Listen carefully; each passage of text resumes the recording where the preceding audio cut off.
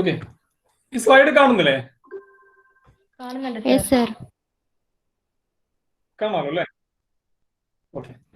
നമ്മൾ ലാസ്റ്റ് ക്ലാസ്സിൽ നമ്മൾ പറഞ്ഞുകൊണ്ടിരുന്നത് ഇൻവെസ്റ്റ്മെന്റ് അക്കൗണ്ടുമായി ബന്ധപ്പെട്ടുള്ള അതിന്റെ ഒരു എക്സാമ്പിൾ ആയിരുന്നു.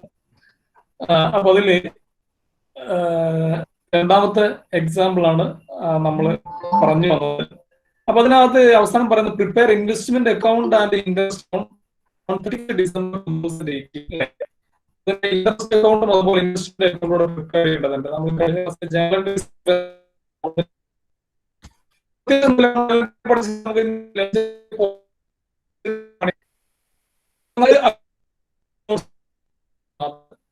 ഇൻവെസ്റ്റ്മെന്റ് അക്കൗണ്ട് നമ്മൾ 2 അക്കൗണ്ടും പ്രിപ്പയർ ചെയ്തിട്ടുണ്ട്. ഇൻവെസ്റ്റ്മെന്റ് അക്കൗണ്ട് അതിന്റെ ഇൻവെസ്റ്റ്മെന്റ് പേര് എന്താണ് ഇതിനകത്ത് മെൻഷൻ ചെയ്യണം. അതുപോലെ ഇൻവെസ്റ്റ്മെന്റ് ഏത് സമയത്താണ് അതിന്റെ ഇൻകം ഡ്യൂ ആവുക എന്നുള്ളത്. അതിനകത്ത് അതിന്റെ അക്കൗണ്ട് ഇൻട്രസ്റ്റ് കിട്ടുന്ന 2 തവണയാണ്. സെപ്റ്റംബറിലോ അല്ല അല്ല sir. Okay okay, just wait, network issues ഉണ്ടോ?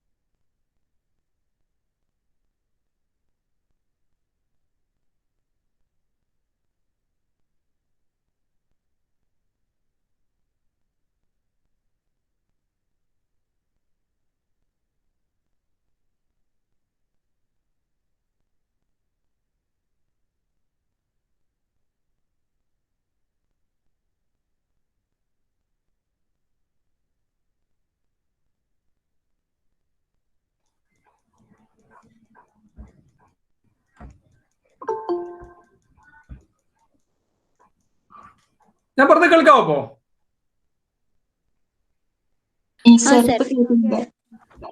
ഓക്കെ, പ്രസന്റേഷൻ കാണുന്നുണ്ടാവല്ലോ അല്ലേ? ഇല്ല സർ. ഓക്കെ, ഞാൻ പറഞ്ഞത് ഇതാണ്. നമ്മൾ കഴിഞ്ഞ ക്ലാസ്സിൽ പറഞ്ഞ ആ ഒരു എക്സാമ്പിളിനകത്ത് നമുക്കതിന്റെ ജേണൽ എൻട്രീസ് നമ്മൾ ചെയ്തായിരുന്നു. അതിന്റെ ലെഡ്ജർ അക്കൗണ്ട്സ് കൂടെ അതിനകത്ത് ചെയ്യാൻ വേണ്ടി നമ്മോട് ആവശ്യപ്പെടുന്നുണ്ട്. അപ്പൊ അതുകൊണ്ട് നമ്മൾ ഇൻവെസ്റ്റ്മെന്റ് അക്കൗണ്ട്സിനകത്താവുമ്പോൾ നമ്മൾ സ്വാഭാവികമായിട്ട് നേരത്തെ പറഞ്ഞതുപോലെ 2 ടൈപ്പ് അക്കൗണ്ട്സ് നമ്മുടെ ബുക്കിനകത്ത് ഉണ്ടാവും.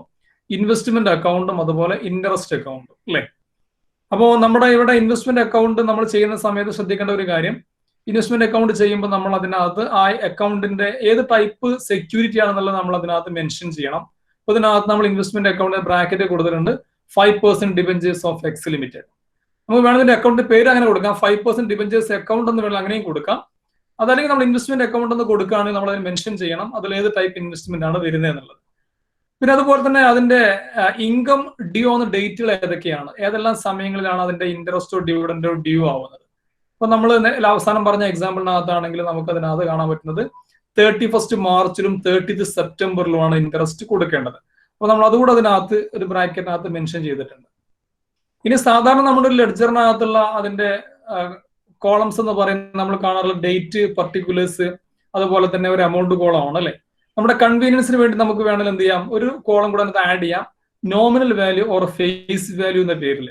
അങ്ങനെയാകുമ്പോൾ നമുക്ക് വളരെ കൃത്യമായിട്ട് നമുക്ക് എത്ര രൂപയുടെ സെക്യൂരിറ്റിയാണ് വാങ്ങിയത് വിറ്റത് എന്നുള്ളത് കാണാൻ പറ്റും. കാരണം ഇതിന്റെ നോമിനൽ വാല്യൂ അതിന്റെ ആക്ച്വൽ കോസ്റ്റും ഡിഫറന്റ് ആണ്, നമുക്കെല്ലാം അറിയാവുന്ന പോലെ തന്നെ. പാർ വാല്യൂ ആണെങ്കിൽ മാത്രമേ നോമിനൽ വാല്യൂവും അതിന്റെ കോസ്റ്റും ഈക്വൽ ആവുകയുള്ളൂ. അല്ലാത്ത കേസിലൊക്കെ എന്താണ്, അത് കൂടിയോ കുറഞ്ഞോ കൊണ്ടിരിക്കും. അപ്പൊ അതുകൊണ്ട് നമുക്ക് അതിന്റെ കൃത്യമായ നോമിനൽ വാല്യൂ എന്താണെന്ന് അറിയുന്നതിന് വേണ്ടി നമുക്ക് ഒരു നോമിനൽ വാല്യൂ കോളം കൂടെ അത് അഡീഷണൽ ആയിട്ട് ആഡ് ചെയ്യാമെന്ന് മാത്രം. അപ്പൊ ഇതിൽ പ്രത്യേകിച്ച് നമ്മൾ ഒന്നും ചെയ്യുന്നത്, നമ്മൾ നേരത്തെ ഓൾറെഡി അതിനകത്ത് കാൽക്കുലേഷൻ ഒക്കെ നടത്തിയിട്ടുണ്ട്. നമ്മൾ ഏതൊക്കെ സമയത്താണെന്നുള്ളതിന്റെ എൻട്രി കൊടുത്തിട്ടുണ്ട്. അതുപോലെ അതിന്റെ പ്രോഫിറ്റ് ലോസ് കമ്പ്യൂട്ട് ചെയ്യുന്ന ഒരു കാൽക്കുലേഷൻ ചെയ്തിട്ടുണ്ട്. നമ്മൾ അതിനകത്ത് ലാസ്റ്റ് കണ്ട സ്ലൈഡിനകത്ത് അതൊക്കെ ഉണ്ട് അല്ലെ? അപ്പൊ നമ്മൾ ഇതിനകത്തുള്ള ഓരോ എൻട്രിയും ജസ്റ്റ് ലെഡ്ജറിലേക്ക് പോസ്റ്റ് ചെയ്യുക മാത്രമേ ഇവിടെ ചെയ്യുന്നുള്ളൂ. ഞാൻ ജസ്റ്റ് ഒന്ന് പറഞ്ഞിട്ട് അങ്ങ് പോകാണത്. അപ്പൊ ജൂൺ 1 2018 ജൂൺ 1 അല്ലെ ഇൻവെസ്റ്റ്മെന്റ് കം ഇൻട്രസ്റ്റിൽ വാങ്ങിച്ച സമയത്ത് വന്ന എൻട്രിയാണ്. Investment account debtor 9,466.25, interest account debtor ₹75, bank account 9,541.25 അല്ലെ. ആ എൻട്രി നമ്മൾ നമ്മുടെ 2 ലെഡ്ജറിലേക്കും നമുക്ക് ഒരേ സമയത്ത് പോസ്റ്റ് ചെയ്യാൻ പറ്റും അല്ലെ. അതിനകത്ത് ഇൻവെസ്റ്റ്മെന്റ് അക്കൗണ്ടിലേക്ക് ടു ബാങ്ക് എന്ന പേരിൽ 9,466.25 പോണം. ഇൻട്രസ്റ്റ് അക്കൗണ്ടിലേക്ക് ടു ബാങ്ക് എന്ന് എഴുതിയിട്ട് ₹75 വേണം അല്ലെ. നമ്മൾ 2 പോസ്റ്റ് ചെയ്തിട്ടുണ്ട്. അപ്പോൾ ഒന്നാമത്തെ എൻട്രി നമ്മൾ ടു ബാങ്ക് അക്കൗണ്ട് 9,000 ഡിബഞ്ചർ ആയിരുന്നു. ഫേസ് വാല്യൂ 9,000 ആണ്. അതിന്റെ കോസ്റ്റ് നമ്മൾ നേരത്തെ കമ്പ്യൂട്ട് ചെയ്ത് ₹9,466.25 ആണ്. ആ എൻട്രി ഇവിടെ വന്നു. അതുപോലെ ഇൻട്രസ്റ്റ് അക്കൗണ്ടിൽ നമ്മൾ നേരത്തെ കണ്ടതുപോലെ തന്നെ to bank account June 1 ₹75 interest അക്കൗണ്ടിലേക്കും പോസ്റ്റ് ചെയ്തു. അപ്പൊ അതാണ് ഒന്നാമത്തെ എൻട്രി. ഇനി സെക്കൻഡ് എൻട്രി എന്ന് പറയുന്നത് September 30 bank account debtor to interest account ₹225 അല്ലെ.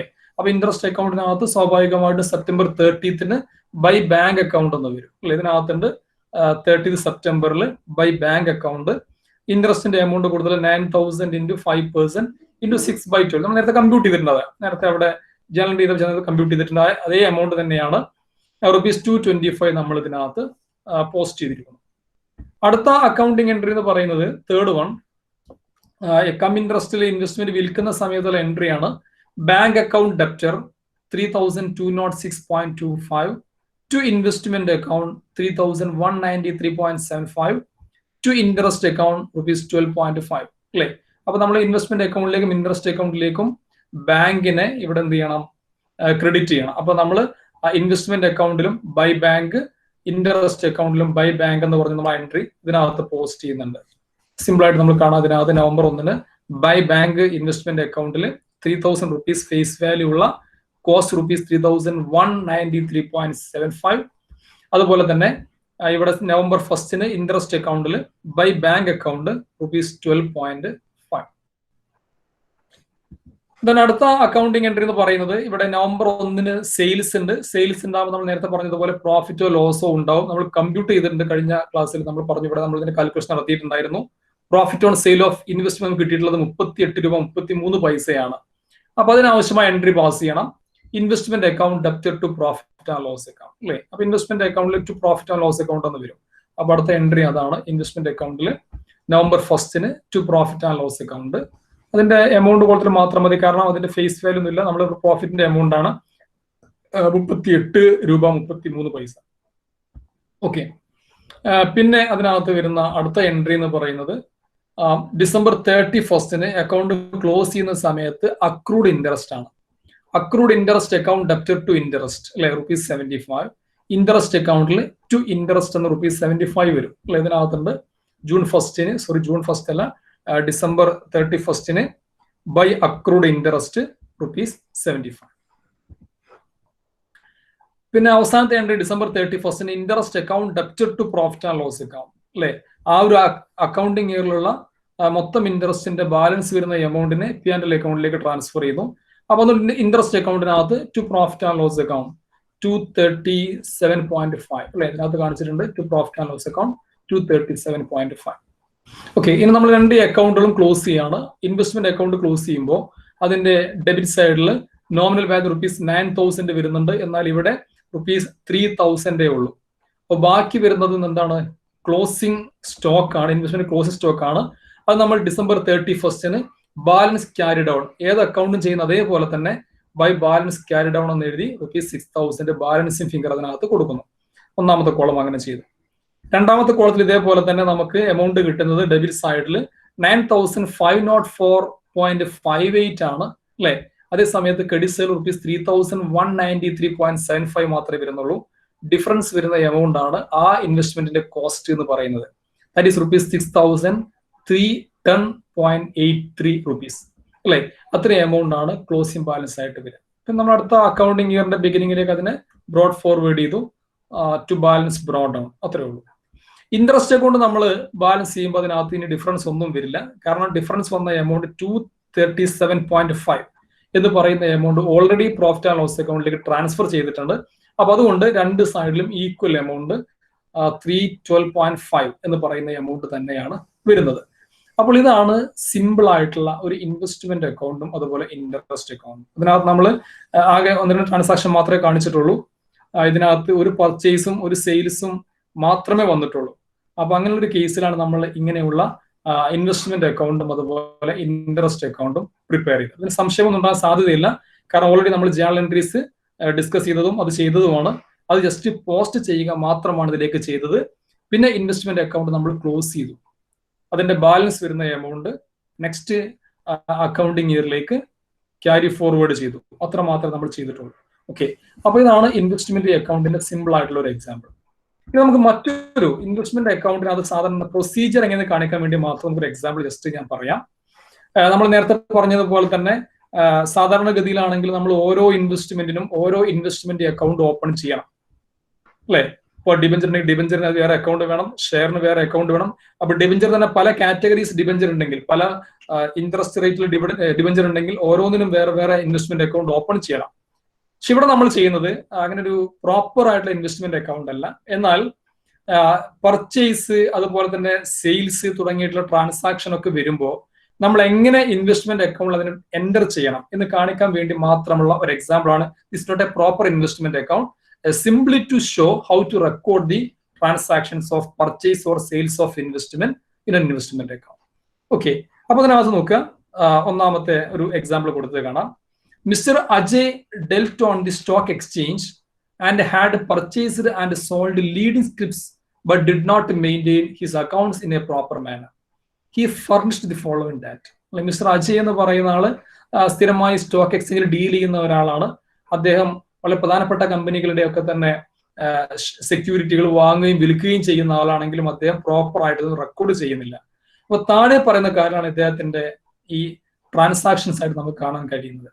അപ്പൊ അതിൽ ആദ്യം പറയുന്നത് ഇൻവെസ്റ്റ്മെന്റ് ഇൻ ഹാൻഡ്സ് എന്ന് പറയുമ്പോൾ അതിന് ഓപ്പണിംഗ് ബാലൻസ് ആണ്. ഓപ്പണിംഗ് ബാലൻസ് ആയിട്ട് കാണുന്നത് ജൂലൈ ഫസ്റ്റിന് ഇദ്ദേഹത്തിന്റെ കയ്യിൽ 3 ടൈപ്പ് സെക്യൂരിറ്റീസ് ഉണ്ട്. അതിലൊന്ന് 300 numbers 3% conversion loan of ₹100 each purchased at ₹60. ഒന്നാമത്തെ കാറ്റഗറി അതാണ്. 3% ഇൻട്രസ്റ്റ് ഉള്ള കൺവേർഷൻ ലോണുകളാണ്. ഫേസ് വാല്യൂ 100 രൂപയാണ്. അതിൽ അങ്ങനെയുള്ള 300 എണ്ണം ഇദ്ദേഹം ഒന്നിന് 60 രൂപ വെച്ചിട്ടാണ് പർച്ചേസ് ചെയ്തിട്ടുള്ളത്. അത് അദ്ദേഹത്തിന്റെ കയ്യിൽ ഓൾറെഡി ആ ദിവസമുള്ള സ്റ്റോക്കാണ്. രണ്ടാമത് 250 equity shares of ₹10 each of E limited അത് ₹18 പെർ ഷെയർ. മറ്റൊരു 250 ഇക്വിറ്റി ഷെയർ ഉള്ളത് ഇ ലിമിറ്റഡിൻ്റെതാണ്. അത് 18 രൂപ വെച്ചാണ് അദ്ദേഹം വാങ്ങിച്ചിട്ടുള്ളത്. അതിന്റെ കോസ്റ്റ് 18 രൂപയാണ്. അതും ഓൾറെഡി ഇതിന്റെ കയ്യിലുള്ള ഇൻവെസ്റ്റ്മെന്റ് ആണ്. ജൂലൈ 1-നുള്ള ഇൻവെസ്റ്റ്മെന്റ് ആണ്. Then 1009% preference shares of ₹100 each of P limited at ₹95. അല്ലെ? അതുപോലെ മറ്റൊരു കമ്പനിയുടെ പി ലിമിറ്റഡിന്റെ പ്രിഫറൻസ് ഷെയറുകൾ 9% ഡിവിഡൻഡ് ഉള്ള പ്രിഫറൻസ് ഷെയറുകൾ 1000 എണ്ണം 95 രൂപ എന്ന രീതിയിൽ അദ്ദേഹം പർച്ചേസ് ചെയ്തിട്ടുണ്ട്. അപ്പൊ ഇത് 3 അദ്ദേഹത്തിന്റെ കയ്യിൽ ഓൾറെഡി ഉള്ള ഓപ്പണിംഗ് സ്റ്റോക്ക് ആണ്, ഇൻവെസ്റ്റ്മെന്റിന്റെ ഓപ്പണിംഗ് സ്റ്റോക്ക് ആണ്. 3 കാറ്റഗറി സെക്യൂരിറ്റീസ് ആണ്, അല്ലെ? ഒന്ന് കൺവേർഷൻ ലോൺ, ഡിവെഞ്ചറിന് തുല്യമായിട്ടുള്ള ഒന്നാണ് അത്. രണ്ടാമത് ഇക്വിറ്റി ഷെയർ ആണ്. മൂന്നാമത്തത് പ്രിഫറൻസ് ഷെയർ ആണ്. ഇനി ഈ വർഷമുള്ള അതിന്റെ ട്രാൻസാക്ഷൻസ് ആണ് പറയുന്നത്. ഇത് ഓപ്പണിംഗ് സ്റ്റോക്ക് ആണ് പറഞ്ഞത്. ഈ വർഷമുള്ള അദ്ദേഹത്തിന്റെ ട്രാൻസാക്ഷൻസ് ആദ്യം പർച്ചേസസ് പറയുന്നുണ്ട്. He purchased 750 equity shares of ₹10 each of E Limited at ₹23. അല്ലെ? ഇ ലിമിറ്റഡിന്റെ 750 ഇക്വിറ്റി ഷെയർ ഓൾറെഡി അതിന്റെ 250 ഇക്വിറ്റി ഷെയർ ഉണ്ട് ഇ ലിമിറ്റഡിന്. അതിന്റെ പുറമെ അദ്ദേഹം 750 എണ്ണം കൂടി ഇ ലിമിറ്റഡിന്റെ ഇക്വിറ്റി ഷെയർ 23 രൂപ എന്ന രീതിയിൽ പർച്ചേസ് ചെയ്യുന്നുണ്ട്. Then 250 equity shares of ₹10 each of S Limited at ₹9. ഒരു പുതിയ കമ്പനി എസ് ലിമിറ്റഡിന്റെ 250 ഇക്വിറ്റി ഷെയർ 9 രൂപയ്ക്ക് ഇദ്ദേഹം പർച്ചേസ് ചെയ്യുന്നുണ്ട്. 125 equity shares of ₹10 each of B limited ₹12. അല്ലെ? ബി ലിമിറ്റഡിന്റെ നേരത്തെ ഇല്ലാത്ത സ്റ്റോക്കാണ്. ബി ലിമിറ്റഡിന്റെ 125 ഇക്വിറ്റി ഷെയർ 12 രൂപയ്ക്ക് ഇദ്ദേഹം പർച്ചേസ് ചെയ്യുന്നുണ്ട്. ഇനി ആ വർഷമുള്ള സെയിൽസ് പറയുന്നത് 100 numbers of 3% conversion loan at ₹65 and 100 numbers 9% preference shares of P limited at ₹99. ഈ 2 കമ്പനികളുടെ 100 വീതം സെക്യൂരിറ്റീസ് വിൽക്കുന്നുണ്ട്. കൺവേർഷൻ ലോണും അതുപോലെ പ്രിഫറൻസ് ഷെയറുകളും അദ്ദേഹം ആ വർഷം വിൽക്കുന്നുമുണ്ട്. ഇനി ഇൻട്രസ്റ്റുമായി ബന്ധപ്പെട്ട അദ്ദേഹത്തിന്റെ ട്രാൻസാക്ഷൻസ് പറയുന്നത് 3% കൺവേർഷൻ ലോണിന് ഇൻട്രസ്റ്റ് ആയിട്ട് 900 രൂപയും അതുപോലെ 9% പ്രിഫറൻസ് ഷെയറിന് ഡിവിഡൻഡ് ആയിട്ട് 9000 റുപ്പീസും കിട്ടിയിട്ടുണ്ട്. അതുപോലെ തന്നെ ഈ ലിമിറ്റഡിന്റെ ഡിവിഡൻഡ് 1000 ഷെയറിന് 2000 രൂപ ഈ ലിമിറ്റഡ് ഡിവിഡൻഡും ഈ പറയുന്ന ഇൻവെസ്റ്റർക്ക് ആ വർഷം കിട്ടുന്നുണ്ട്. മറ്റൊരു കാര്യം പറഞ്ഞിട്ടുള്ളത് ഈ limited issued bonus shares and mister Ajay received ₹1000 equity shares of company as bonus share. ഇവിടെ ഈ ലിമിറ്റഡ് എന്ന് പറയുന്ന കമ്പനി ബോണസ് ഷെയർ ഇഷ്യൂ ചെയ്യുന്നുണ്ട്. അപ്പൊ സ്വാഭാവികമായിട്ടും മിസ്റ്റർ അജയ് എന്ന് പറയുന്ന ആള് ആ കമ്പനി ഷെയർ ഹോൾഡ് ചെയ്യുന്ന ആളാണ്. അദ്ദേഹത്തിന് 1000 ഇക്വിറ്റി ഷെയർ ബോണസ് ഷെയർ ആയിട്ട് ഈ കമ്പനി ഇഷ്യൂ ചെയ്തിട്ടുണ്ട്. അപ്പൊ ആ 1000 ഇക്വിറ്റി ഷെയറും മിസ്റ്റർ അജയ്ക്ക് ഇവിടെ അദ്ദേഹത്തിന്റെ കയ്യിൽ കിട്ടിയിട്ടുണ്ട്. അങ്ങനെയാണെങ്കിൽ അദ്ദേഹത്തിന്റെ ബുക്സിൽ നമ്മൾ ഇൻവെസ്റ്റ്മെന്റ് അക്കൗണ്ട് എങ്ങനെയാണ് പ്രിപ്പയർ ചെയ്യേണ്ടത് എന്നുള്ളതാണ്. അപ്പൊ ഇവിടെ നേരത്തെ പറഞ്ഞതുപോലെ തന്നെ ഇതൊരു ക്ലിയർ കട്ട് ആയിട്ടുള്ള ഇൻവെസ്റ്റ്മെന്റ് അക്കൗണ്ട് ഉള്ളത് ആദ്യം മനസ്സിലാക്കുക. നോർമൽ കേസിലാണ് നമ്മൾ ഇവിടെ എന്ത് ചെയ്യണം? ഓരോ ഇൻവെസ്റ്റ്മെന്റ് ഇപ്പൊ ഇതിനകത്ത് 3% കൺവേർഷൻ ലോൺ ഉണ്ട്, 9% പ്രിഫറൻസ് ഷെയർ ഉണ്ട്, ഇക്വിറ്റി ഷെയർസ് തന്നെ 3 കമ്പനീസിന്റെ ഉണ്ട് അല്ലെ, E limited, S limited, B limited. അപ്പൊ അങ്ങനെ നമുക്ക് 5ഓളം ഇൻവെസ്റ്റ്മെന്റ് അക്കൗണ്ട് ഇതിനകത്ത് പ്രിപ്പയർ ചെയ്യേണ്ടി വരും. പക്ഷെ ഇവിടെ നമ്മൾ ഈ ട്രാൻസാക്ഷന്റെ പോസ്റ്റിംഗ് എങ്ങനെ കാണിക്കാൻ വേണ്ടി മാത്രം ഒറ്റ അക്കൗണ്ട് അതെല്ലാം കൂടെ ചെയ്യുന്നതാണ് ഇതിനകത്ത് ചെയ്യാൻ പോകുന്നത്. ഓക്കെ, അപ്പൊ ആദ്യം നമ്മൾ ചെയ്യേണ്ടത് ഒരു അസറ്റ് അക്കൗണ്ട് ആണ് നമ്മൾ ഇൻവെസ്റ്റ്മെന്റ് അക്കൗണ്ട് എന്ന് പറഞ്ഞു. അതേ പ്രൊസീജിയർ ഫോളോ ചെയ്യുക. ആദ്യം എന്ത് ചെയ്യണം? ഓപ്പണിംഗ് സ്റ്റോക്ക് കാണിക്കണം അല്ലെ. ഓപ്പണിംഗ് സ്റ്റോക്ക് കാണിക്കുമ്പോൾ ജൂലൈ 1 അല്ലെ to balance brought down debit സൈഡിലാണ് വരിക അല്ലെ. എന്നിട്ട് നമ്മൾ 3 ടൈപ്പ് സെക്യൂരിറ്റീസ് ഉണ്ട്. 3ന്റെയും കോസ്റ്റ് വാല്യൂ എത്രയാണോ അത് ജസ്റ്റ് കാണിക്കുക. അപ്പൊ അങ്ങനെയാകുമ്പോൾ 3% കൺവേർഷൻ ലോണിന് 300 × 60 എന്ന് വരും. ഫേസ് വാല്യൂ അല്ല, അതിന്റെ കോസ്റ്റ് ആണ് കാണിക്കുന്നത്. 300 × 60 അല്ലെ. അതുപോലെ equity shares of E limited 250 equity shares into ₹18. അതുപോലെ 9% preference shares of P limited 1000 into ₹95. നമ്മൾ ഈ രീതിയിൽ എന്ത് ചെയ്യണം? അതിന്റെ ഓപ്പണിംഗ് ബാലൻസുകൾ ഈ അക്കൗണ്ടിൽ കാണിക്കണം. ഇവിടെ കാണിച്ച് കാണാം ടു ബാലൻസ് ബ്രോ ഡൗൺ. ആ 3 സെക്യൂരിറ്റികളുടെയും എണ്ണവും അതിന്റെ കോസ്റ്റുമായിട്ട് മൾട്ടിപ്പിൾ ചെയ്ത് കിട്ടിയ വാല്യൂ ആണ് നമ്മൾ ഈ എമൗണ്ട് കോളത്തിൽ കൊടുത്തിട്ടുള്ളത്. അപ്പൊ അതാണ് ഓപ്പണിംഗ് സ്റ്റോക്ക് കാണിക്കാനുള്ള അതിന്റെ പ്രൊസീജിയർ എന്ന് പറയുന്നത്. ഒറ്റ അക്കൗണ്ട് ചെയ്തിരിക്കുകയാണ്. ഇങ്ങനെയല്ല ചെയ്യേണ്ടത്. ശരിക്ക് 3 അക്കൗണ്ട് ആയിട്ട് തന്നെ ചെയ്യണം. ഇനി പർച്ചേസുമായി ബന്ധപ്പെട്ട ട്രാൻസാക്ഷൻ ആണ്. പർച്ചേസ് അസറ്റിന്റെ കേസിലാകുമ്പോൾ നമുക്ക് എല്ലാം അറിയാം. പർച്ചേസിന്റെ എൻട്രി വരുന്നത് ഇൻവെസ്റ്റ്മെന്റ് അക്കൗണ്ട് ടു ബാങ്ക് എന്നാണ് അല്ലെ. അപ്പൊ ടു ബാങ്ക് എന്ന രീതിയിലാണ് ഡെബിറ്റ് സൈഡിൽ ഇൻവെസ്റ്റ്മെന്റ് അക്കൗണ്ടിൽ ഈ എൻട്രി വരിക. അപ്പൊ അവിടെ ഇതേപോലെ തന്നെ 3 ടൈപ്പ് സെക്യൂരിറ്റീസ് വാങ്ങിച്ചിട്ടുണ്ട്. 750 equity shares of ₹10 each of E limited അല്ലെ. നമ്മൾ ജസ്റ്റ് അതിന്റെ വാല്യൂ എടുത്താൽ മതി. 750 ഇക്വിറ്റി ഷെയർസ് ഇൻറ്റു ₹23 അല്ലെ, ഫസ്റ്റ് വൺ. അതുപോലെ 250 equity shares into ₹9 of S limited. 125 equity shares of B limited at ₹12. Just അതിന്റെ സം എന്താണോ വരിക നമ്മൾ ആ എമൗണ്ട് ഇതിനകത്ത് എടുക്കണം. പർച്ചേസിന്റെ എമൗണ്ട് ഡെബിറ്റ് സൈഡിൽ ടു ബാങ്ക് അല്ലെ. ഓരോന്നിന്റെയും എണ്ണ ഇതിനകത്തിന്റെ സെക്യൂരിറ്റിയുടെ പേരുണ്ട്. അതിന്റെ കോസ്റ്റ് കൊണ്ട് മൾട്ടിപ്പിൾ ചെയ്യുന്ന സമയത്ത് കിട്ടുന്ന എമൗണ്ട് ആണ് ഇതിനകത്ത് കാണാൻ പറ്റുന്ന 17,250, 2,250 ആൻഡ് ₹1,500. ഓക്കെ, പിന്നീട് ഇതിനകത്ത് വരുന്നത് സെയിൽസ് ആണ്. സെയിൽസിന്റെ 2 സെക്യൂരിറ്റീസ് ആണ് സെയിൽ ചെയ്യുന്നത്. 3% കൺവേർഷൻ ലോണിന്റെ 65 രൂപക്ക് 100 എണ്ണം വിൽക്കുന്നുണ്ട്. അതുപോലെ പ്രിഫറൻസ് ഷെയർസ് 99 രൂപക്ക് 100 എണ്ണം വിൽക്കുന്നുണ്ട്. സെയിൽസിന്റെ എമൗണ്ട് നമുക്കറിയാവുന്ന പോലെ തന്നെ ക്രെഡിറ്റ് സൈഡിലാണ് നമ്മൾ ബൈ ബാങ്ക് എന്നിട്ടിട്ട് ആ എൻട്രി കാണിക്കുന്നത്. ദെൻ ക്രെഡിറ്റ് സൈഡിൽ by bank 103% conversion loan 6,500 and 109% preference shares of P limited ₹9,900. ആ എമൗണ്ട് നമ്മൾ അതിനകത്ത് എൻ്റർ ചെയ്യുന്നു. ഓക്കെ, പിന്നീട് ഇതിനകത്ത് വരുന്ന കേസ് എന്ന് പറയുന്നത് ഈ വിൽക്കുന്ന സെക്യൂരിറ്റീസ് നമ്മൾ നേരത്തെ പഠിച്ചതുപോലെ തന്നെ ഒരു സെക്യൂരിറ്റി വിൽക്കുന്ന സമയത്ത് പ്രോഫിറ്റോ ലോസോ ഉണ്ടാവും. അപ്പോൾ പ്രോഫിറ്റോ ലോസോ ഉണ്ടെങ്കിൽ നമ്മളത് പ്രോഫിറ്റ് ആൻഡ് ലോസ് അക്കൗണ്ടിലേക്ക് അതിനെ ട്രാൻസ്ഫർ ചെയ്യണം അല്ലേ. അപ്പൊ ഇതിനകത്ത് 100 കൺവേർഷൻ ലോൺ ആണ് ആ വർഷം വിൽക്കുന്നത്. നമ്മൾ അതിന്റെ കോസ്റ്റ് പ്രൈസും മാർക്കറ്റ് പ്രൈസും നോക്കുക. ഇത് വിൽക്കുന്ന സമയത്തുള്ള അതിന്റെ സെല്ലിംഗ് പ്രൈസ് ₹65 ആണ്, 65 രൂപക്കാണ് വിൽക്കുന്നത്. എന്നാൽ ഈ കൺവേർഷൻ ലോൺ വാങ്ങിച്ച സമയത്തുള്ള അതിന്റെ കോസ്റ്റ് ₹60 ആണ്, 60 രൂപയാണ് അല്ലെ. എന്ന് പറയുമ്പോൾ 65 മൈനസ് 60, 5 രൂപ വീതം ഓരോന്നിനും പ്രോഫിറ്റ് വരുന്നുണ്ട്. അപ്പൊ 100 എണ്ണം വിൽക്കുമ്പോൾ 100 × 5 അല്ലെ, 500 രൂപ പ്രോഫിറ്റ് ഉണ്ടാകും. പ്രോഫിറ്റ് ആകുമ്പോൾ നമ്മൾ എന്ത് ചെയ്യണം? പ്രോഫിറ്റ് ആൻഡ് ലോസ് അക്കൗണ്ടിനെ ക്രെഡിറ്റ് ചെയ്യണം അല്ലെ.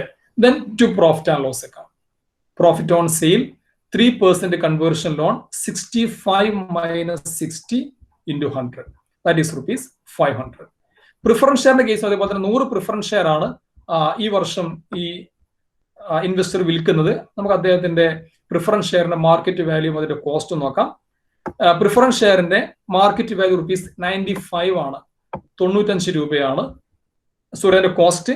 അതിന്റെ വിൽക്കുന്ന വാല്യൂ ₹99, 99 രൂപയാണ്. അപ്പോൾ ഓരോന്നിനും 4 രൂപ വീതം അവിടെയും പ്രോഫിറ്റ് വരുന്നുണ്ട്.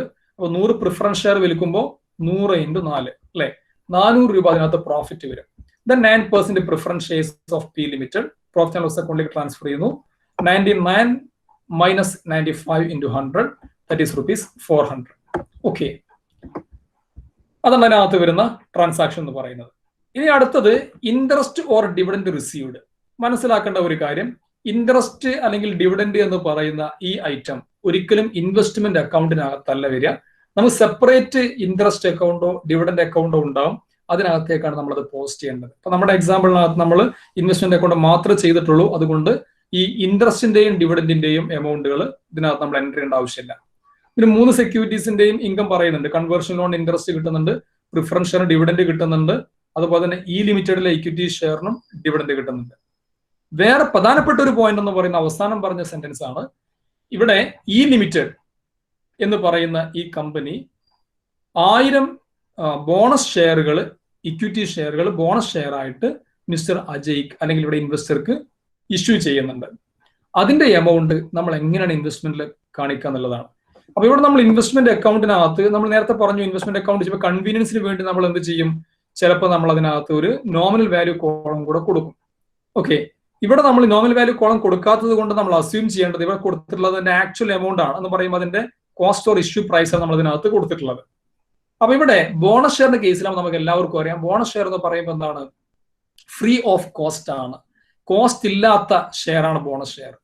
അപ്പൊ 1000 ഷെയർ മിസ്റ്റർ അജയ് കിട്ടിയിട്ടുണ്ടെങ്കിലും ഇൻവെസ്റ്റ്മെന്റ് അക്കൗണ്ടിൽ അതിന്റെ എമൗണ്ട് ഒന്നും വരില്ല അല്ലെ. നമ്മൾ പർച്ചേസ് ഇഷ്യൂ ചെയ്ത അത്രയും ബോണസ് ഷെയറിന്റെ എമൗണ്ട് ഇതിനകത്ത് ഒരിക്കലും വരില്ല. പക്ഷെ എന്ത് വരും, നമുക്ക് നോമിനൽ വാല്യൂവിന്റെ കോളം ഉണ്ടെങ്കിൽ അവിടെ നോമിനൽ വാല്യൂ നമ്മൾ ഇതിനകത്ത് കാണിക്കും.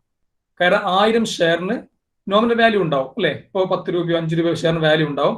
അപ്പൊ നമ്മളെ നോമിനൽ വാല്യൂവിന്റെ എമൗണ്ടും അതല്ലെങ്കിൽ നമ്പർ ഓഫ് ഷെയർസ് ഉണ്ടെങ്കിൽ ആ കോളങ്ങളും ഫിഗർ കാണിക്കുമെന്നല്ലാതെ എമൗണ്ട് കോളത്തിൽ ഒരിക്കലും എന്ത് ചെയ്യുന്നില്ല, നമ്മൾ അതിന്റെ കോസ്റ്റ് കാണിക്കുന്നില്ല. കാരണം ബോണസ് ഷെയർ ആണ്, അത് ഫ്രീ ഓഫ് കോസ്റ്റ് ആണെന്നുള്ളത് കൊണ്ടാണ് അങ്ങനെ ചെയ്യുന്നത്. അപ്പൊ അതാണ് അതുമായി ബന്ധപ്പെട്ടുള്ള കേസ്.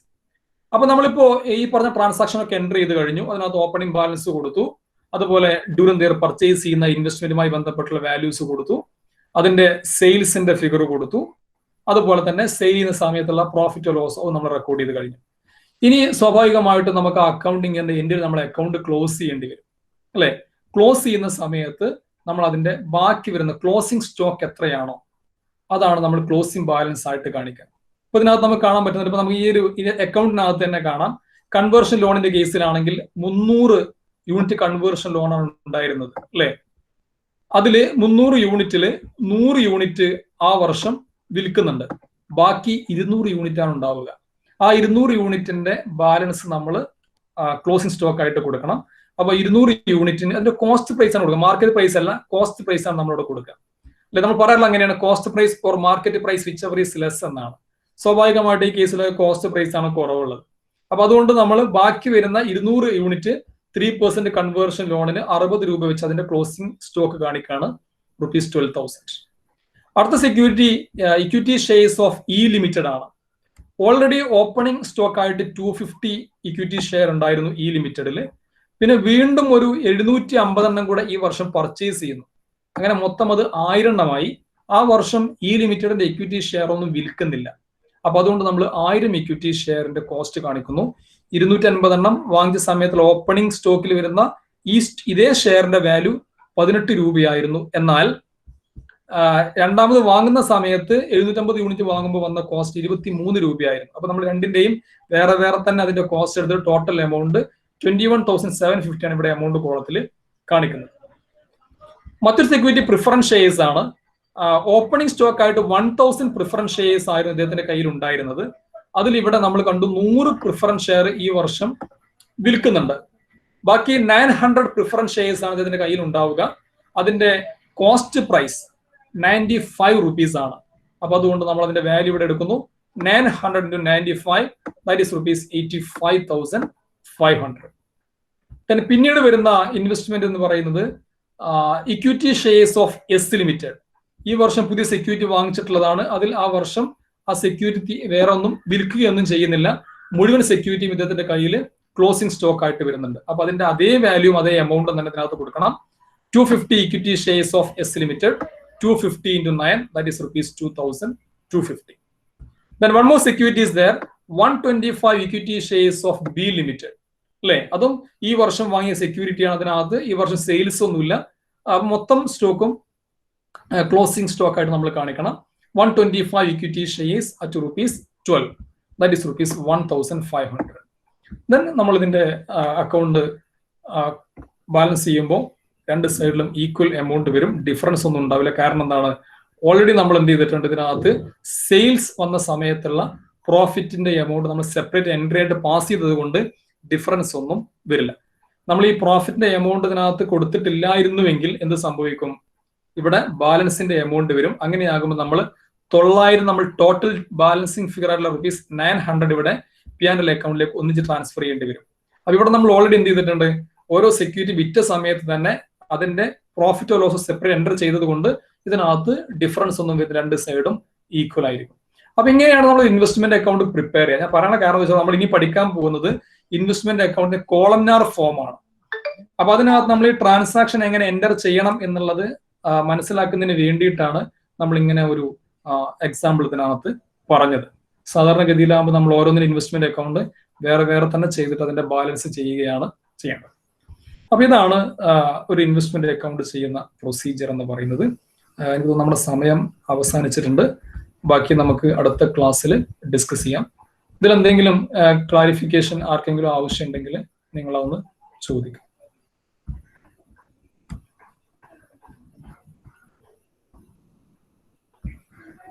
Anybody, any doubts?